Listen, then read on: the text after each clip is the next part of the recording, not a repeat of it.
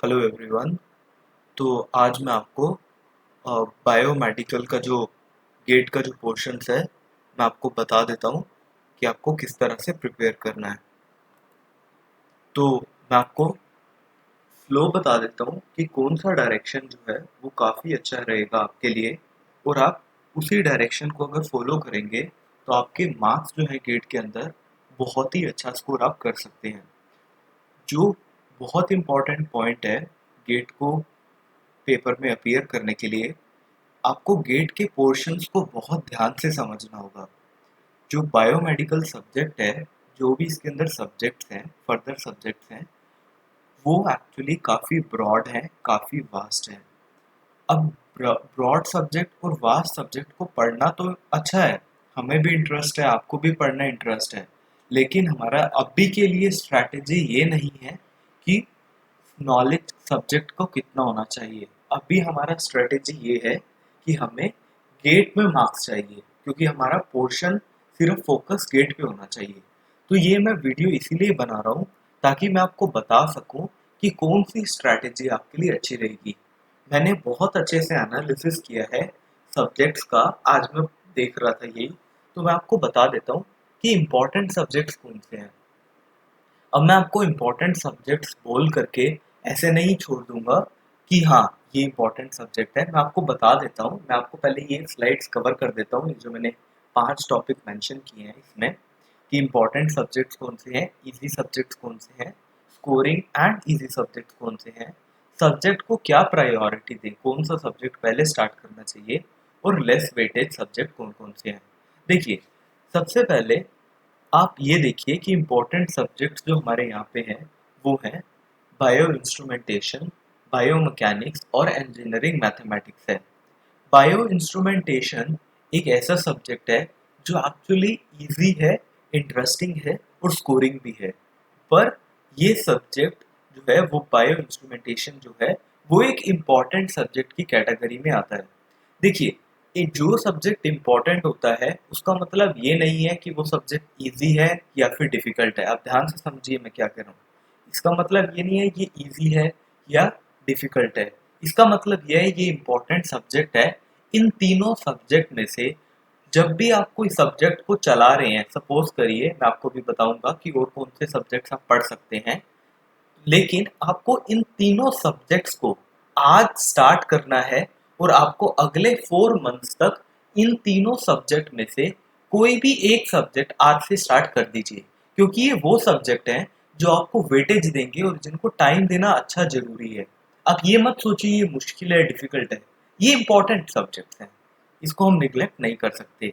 और अगर हम इन तीनों में से देखें, आपको गेट अगर आप 2021 देखेंगे तो जो बायोमेडिकल है, मैंने गेट 2020 बायोमेडिकल देखा है, इंजीनियरिंग मैथमेटिक्स का जो पोर्शन है इतना इजी पोर्शन है, इतना इजी पोर्शन है, और सीरियसली आपको कोई भी डेप्थ में जाने की जरूरत नहीं है।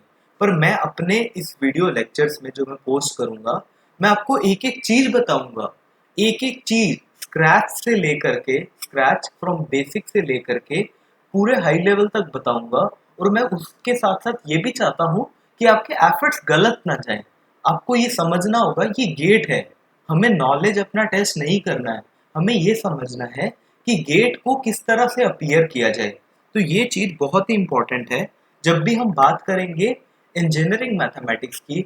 ये अगर आप कोई भी इंजीनियरिंग गेट का देख लें, इंजीनियरिंग मैथमेटिक्स सबसे इजी बायोमेडिकल में है, और सबसे इजी ही पूछ रहा है। 2020 में इतना इजी पेपर आया था, मैं आपको बता देता हूँ। आईआईटी दिल्ली ने कंडक्ट किया था 2020।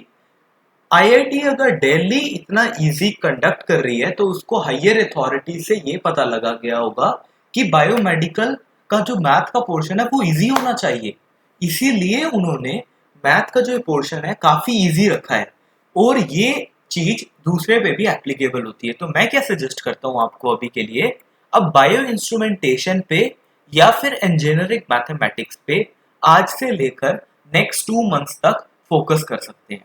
ओके, इस पे 2 मंथ्स का फोकस कीजिए। मैं अपनी स्ट्रेटेजी बताता हूँ। सपोज आप ये कीजिए, मैं एक स्टूडेंट हूँ, मैं फैकल्टी नहीं हूँ, मैं आपको बताता हूँ मेरी स्ट्रेटेजी क्या होगी। मैं अगस्त से लेकर के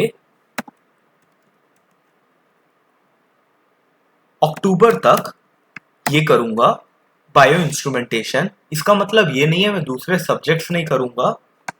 ओके, अगस्त का फुल मंथ, सितंबर का फुल मंथ। ओके, अगस्त का फुल मंथ और सितंबर का फुल मंथ ये मैं करूंगा। ओके,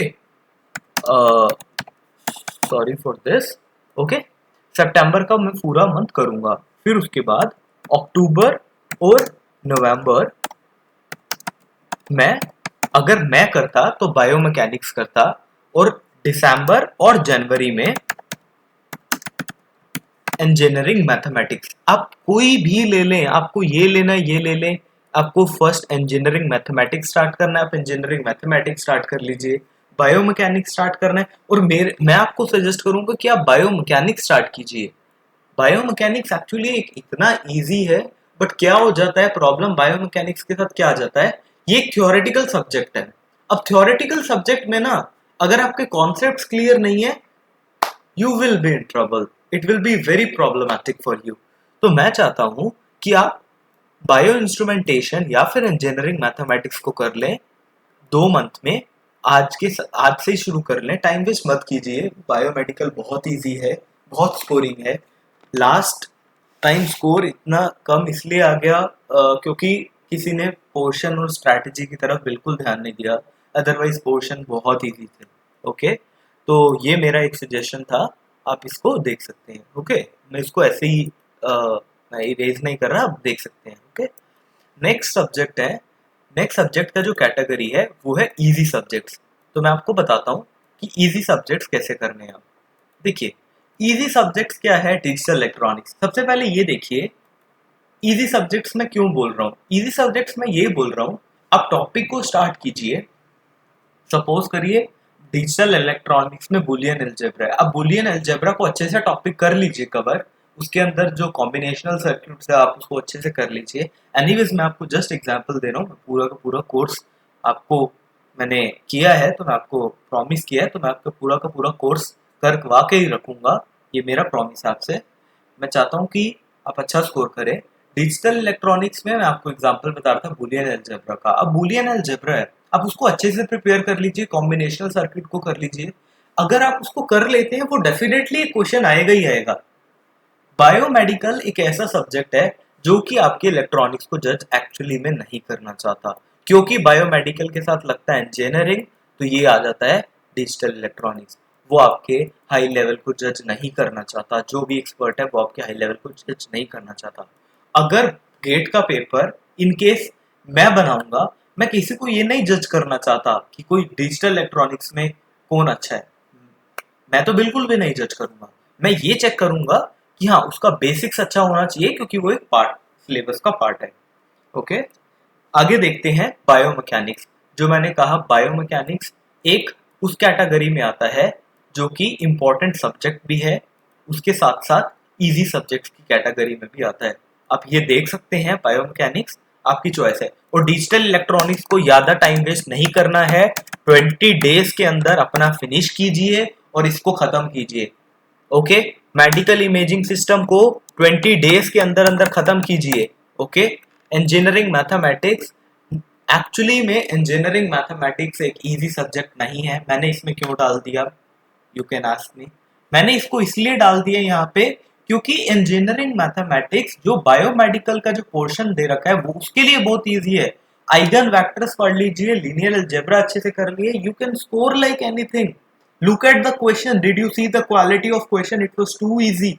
तो मैं चाहता हूं कि आप क्वालिटी देखें। इंजीनियरिंग मैथमेटिक्स कोई भी नहीं चाहता, अगर मैं फैकल्टी हूं मैं नहीं जज करूंगा इंजीनियरिंग को मैथमेटिक्स जो ज्यादा आता है। मैं दोबारा बोल देता हूं, मैं सिर्फ बेसिक्स को जज करूंगा, लेकिन यहाँ पे इस कोर्स को मैं एक अच्छे से डायरेक्शन देना चाहता हूँ ताकि हर चीज कवर करूं। लेकिन मैं आपको साथ में डिस्क्लेमर देता रहूंगा कि हाँ ये इंपॉर्टेंट है, ये इंपॉर्टेंट है, आप इसको अच्छे से कीजिए।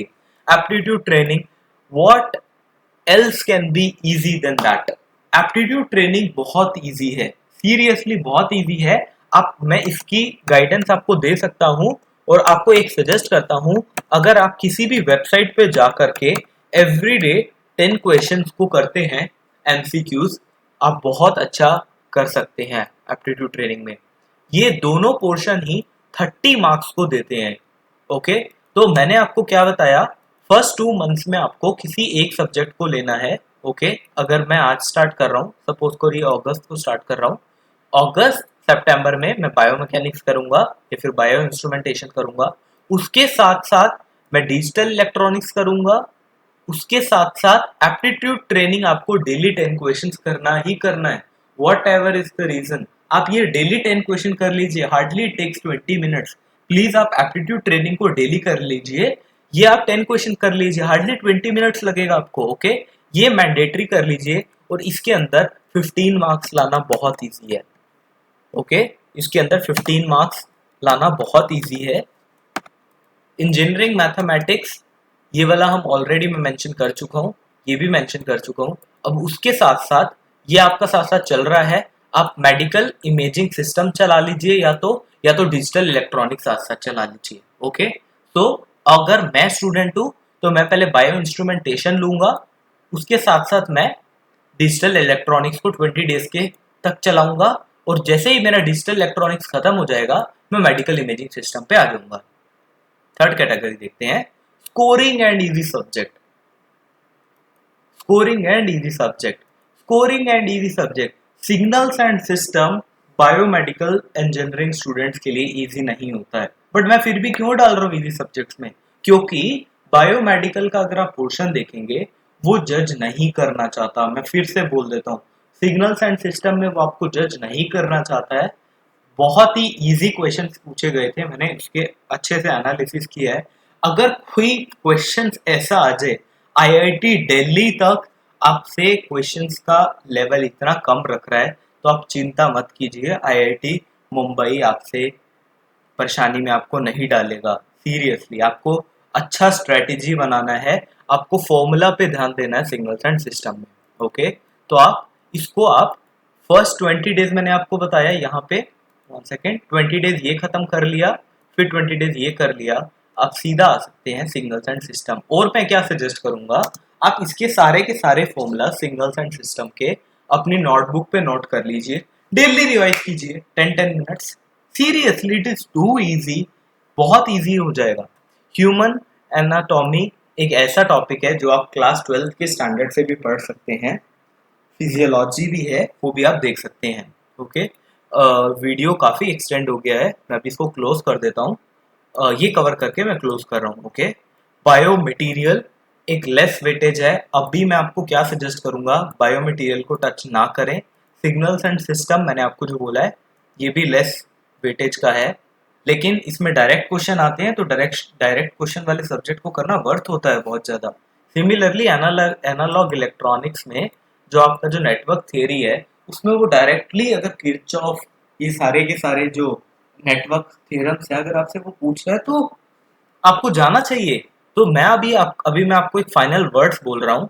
अभी आपको क्या करना है, इन तीनों में से एक सब्जेक्ट सिलेक्ट करना है, उसके बाद पैरेलली आपको या तो ये या फिर सिग्नल्स एंड सिस्टम को रन करना है। ओके, या तो सिग्नल्स एंड सिस्टम को रन करना है। ओके, और ये लेस वेटेज सब्जेक्ट है, इसके ऊपर आप इतना टेंशन ना दीजिए जितना कि देना चाहिए। एनालॉग इलेक्ट्रॉनिक्स में जो नेटवर्क का पार्ट है, मैं आपको सजेस्ट करूंगा आप इसको सैटरडे और संडे को अच्छे से प्रिपेयर कर लीजिए, ताकि आपको कॉन्फिडेंस आ जाए कि सॉल्व कैसे करना है। ओके, आप प्लीज कमेंट्स में मुझे बता दीजिए कि आपको कौन सा एक्चुअली चाहिए। आप मेरे को कमेंट्स में बताइए कि मैं आपके लिए कौन सा, प्लीज आप सारे मिलके एक ग्रुप बना लीजिए, आप आपस में डिस्कस कर लीजिए कि आपको कौन सा सब्जेक्ट मैं इन तीनों में से स्टार्ट करके दे दूं। आप जोन सा कहेंगे मैं वो वाला स्टार्ट कर दूंगा। ओके, ये सभी सब्जेक्ट बहुत इजी हैं और मैं विश करता हूँ कि आप सभी अच्छे से करें। ओके, सो मेरी विशेज आपके साथ हैं। Thank you so much.